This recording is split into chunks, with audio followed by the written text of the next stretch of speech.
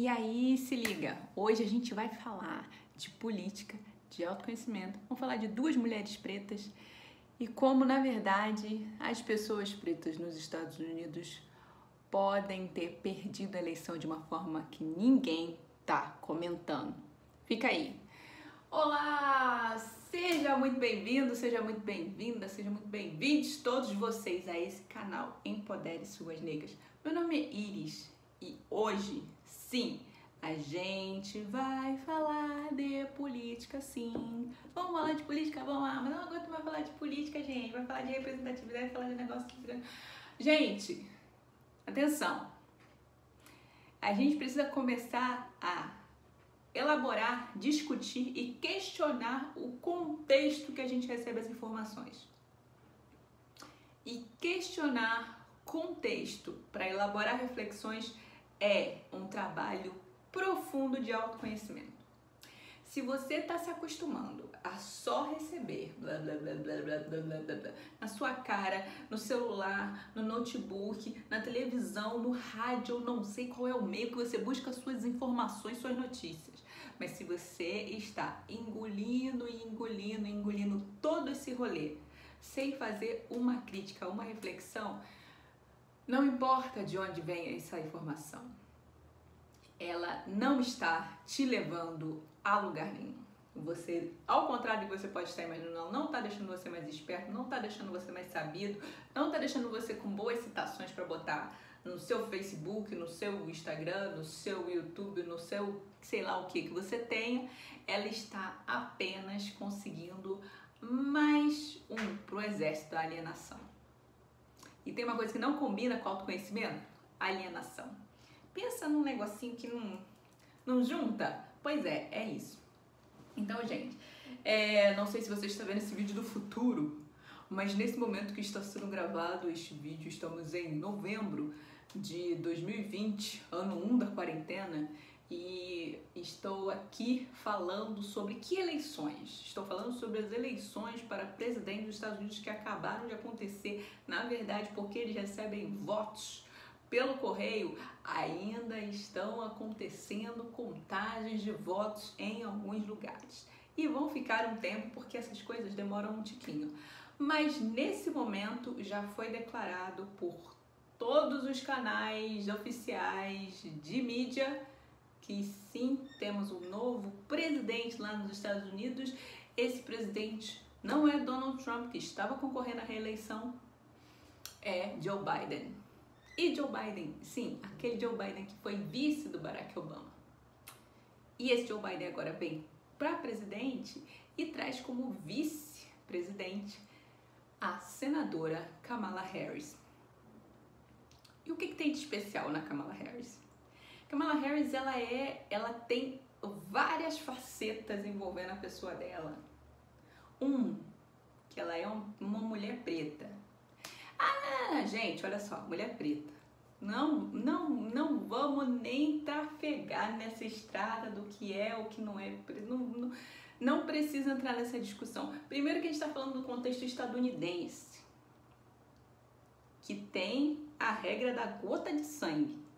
Ou seja, em 5 gerações teve um preto que pingou uma gotinha de sangue na sua existência, você é preto. Mas ela nem precisava disso, tá? Porque tem a cara dela e 2, o pai dela é jamaicano.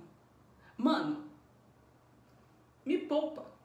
Olha as fotos, né? Então assim, essa coisa de que nem é uma mulher preta que rola aí na internet, eu fico assim, gente, onde vocês estão tirando essas coisas? Mas enfim, e a mãe dela é uma imigrante indiana. Daí vem o Kamala, né? Então assim, é a primeira vez que tem uma vice-presidente mulher. É a primeira vez que essa vice-presidente é uma mulher preta. É a primeira vez que essa vice-presidente é descendente de asiáticos. Então, é muita primeira vez de uma pessoa só.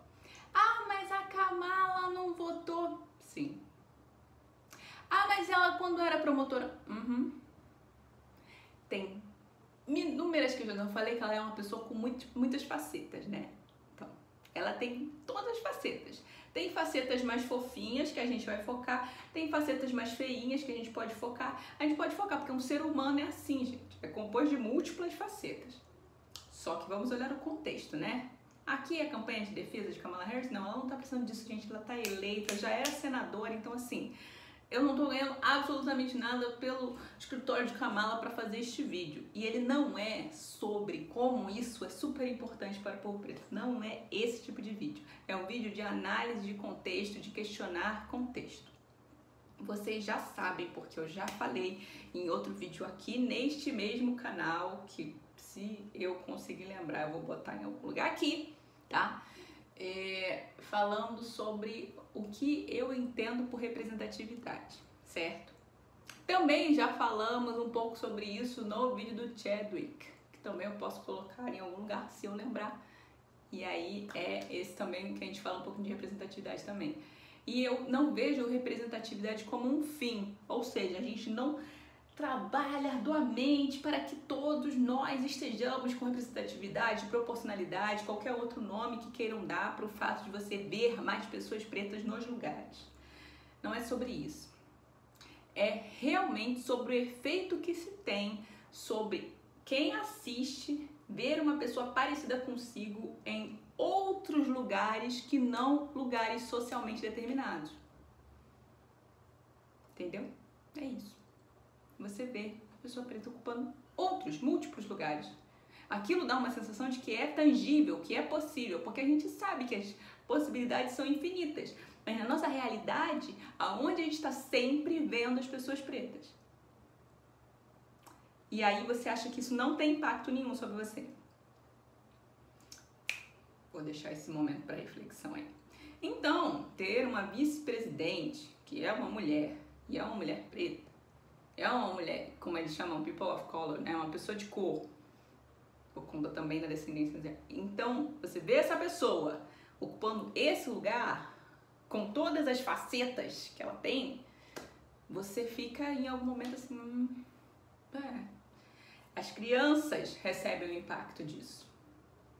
Então você adulto que acha que representatividade não resolve nada, que não sei o que, não. Gente, eu entendo essa discussão, eu compreendo de onde as pessoas estão falando isso.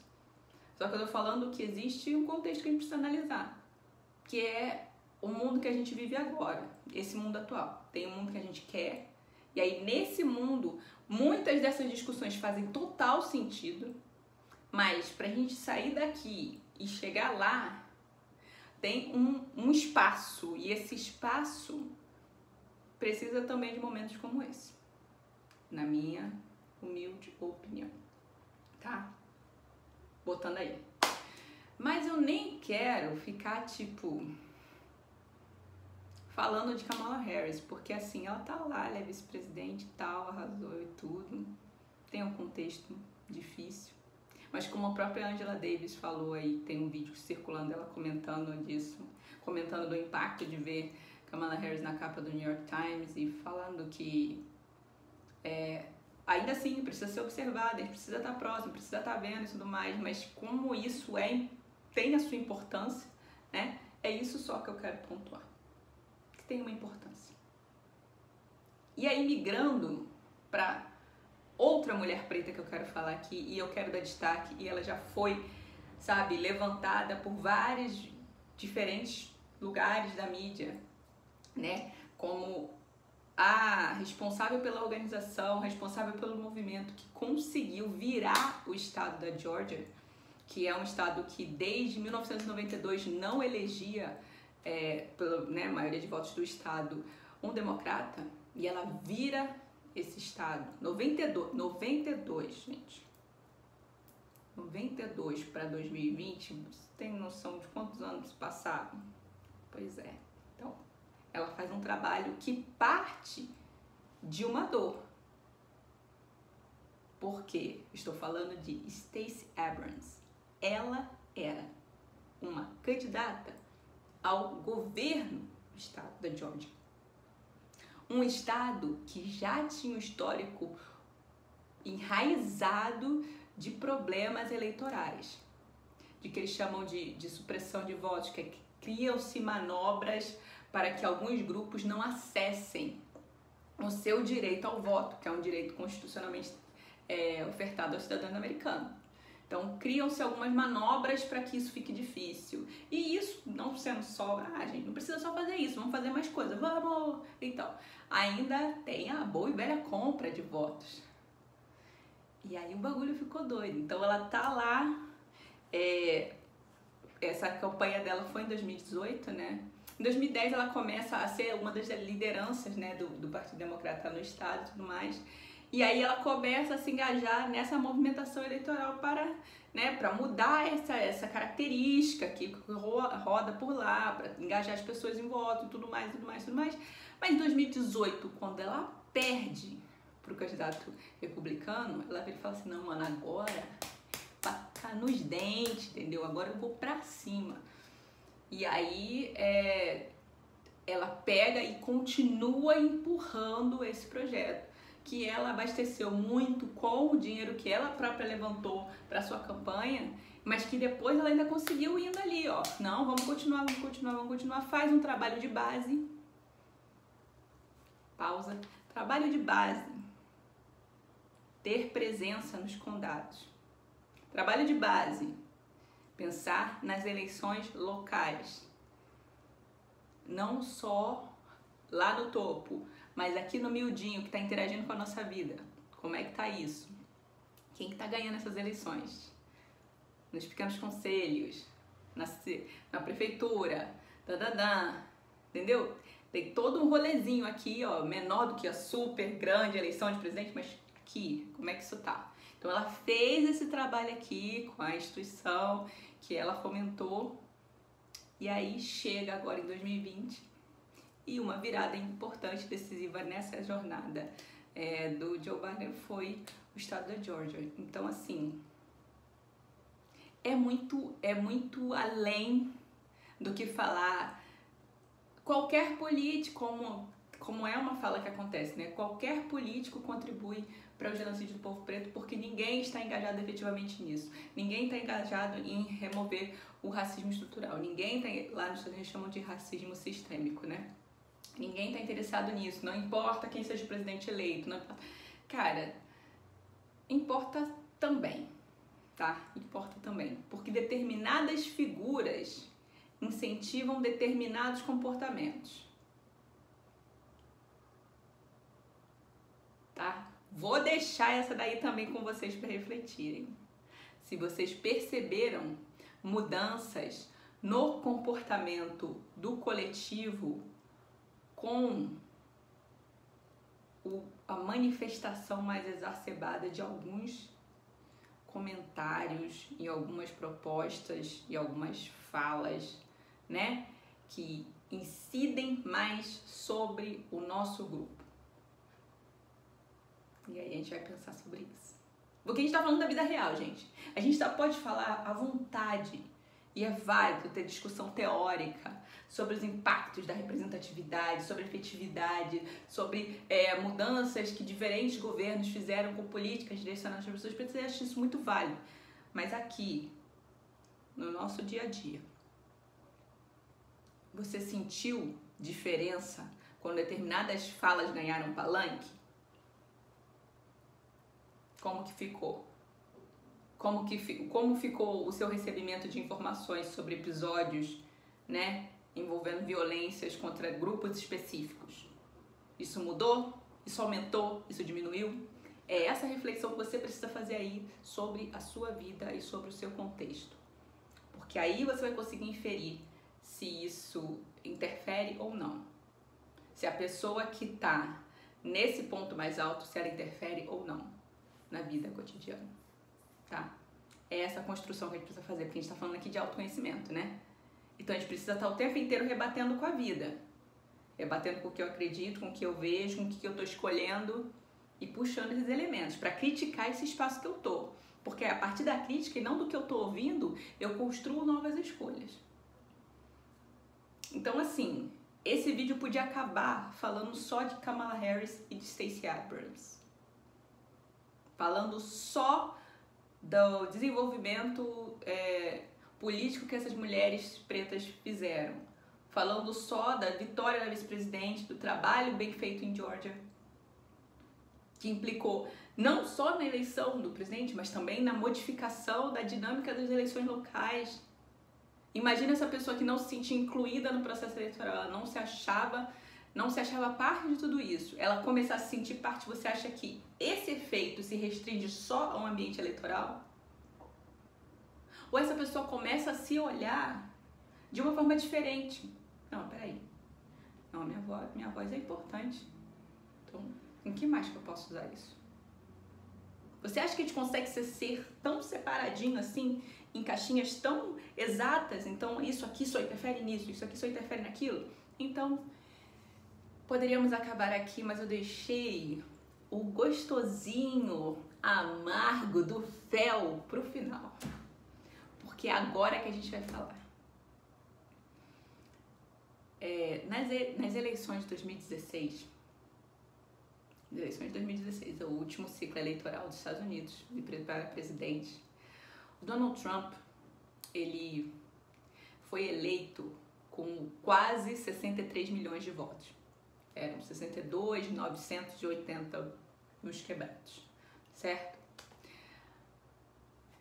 Com os votos que foram contados até agora, e sim, nós teremos estados que, por conta da margem muito próxima, eles são obrigados a recontar os votos para garantir que está tudo certinho. Então, podem ter ajustes para além das votos que ainda faltam ser contados, tá? Mas não é um ajuste na ordem de dezenas de milhares, né? É um ajustinho, Então, hoje, nesse momento que eu tô gravando esse vídeo, que já tá declarada a vitória do Joe Biden, o Donald Trump conseguiu reunir para essa eleição 71.541.000 votos. E os quebrados. 62.985. E agora ele está em 71.541.000 os quebrados. Ele teve um crescimento de mais de 8 milhões de votos. Considerando que os Estados Unidos está num dos maiores déficits da sua história, ou seja, a sua economia está no saco. Eles estão passando pela maior crise de saúde pública da história dos Estados Unidos, com o coronavírus. Bateram semana passada recorde de mortes mundial. Esses 8 milhões de votos num país que matou a Breonna Taylor, que matou o George Floyd, que matou outros centenas de milhares de negros americanos vítimas da brutalidade policial, como no Brasil, que teve nas ruas a insurgência do Vidas Negras Importam. Esses 8 milhões de votos que não vêm da economia que está bombando no meio de uma pandemia, esses 8 milhões de votos foram para manter o Trump e vieram de que base? Valendo!